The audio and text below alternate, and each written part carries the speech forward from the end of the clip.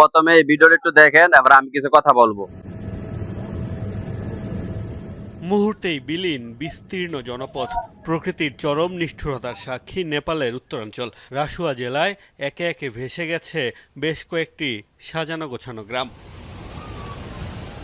বিপুল হতাহত আর ক্ষয়ক্ষতির পর সামনে এসেছে হরপাবানের ভয়াবহতা। কি এই হরপাবান?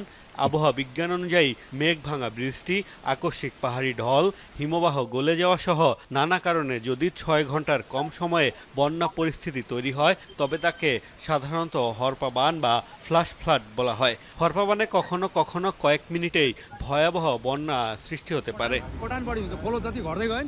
সাধারণ বন্যায় পানি বাড়ে ধীরে ধীরে, তাই আগাম সতর্কবার্তার কারণে প্রাণহানি বা ক্ষয়ক্ষতি কমানো সম্ভব।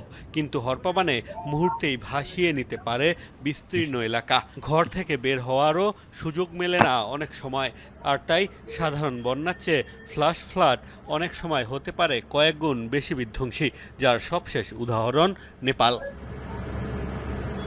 কিভাবে নেপালে এই পরিস্থিতি তৈরি হলো?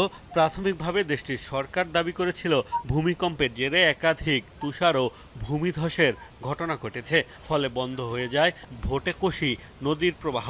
জমে যাওয়া পানির চাপে হঠাৎ সেই বাধা দূর হয়ে গেলে সৃষ্টি হয় হরপাবানের।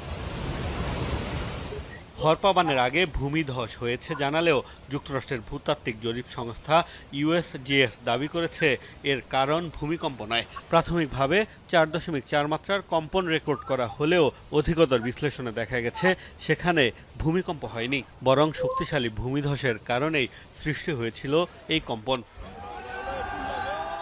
প্রাথমিক হিসাব অনুযায়ী আকস্মিক এই বন্যায় ১৯টির বেশি সেতু এবং ৪০ কিলোমিটারের বেশি সড়ক ক্ষতিগ্রস্ত হয়েছে।